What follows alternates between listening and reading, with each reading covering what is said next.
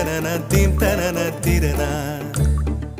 நடந்தால் ஆறு எழுந்தால் அருவி நின்றால் கடலல்லோ, சமைந்தால் குமரி மணந்தால் மனைவி பெற்றால் தாயல்லோ. சிறு நதிகளே நதியிடும் கரைகளே கரை தொடும் நுரைகளே நுரைகளில் இவள் முகமே. சிறு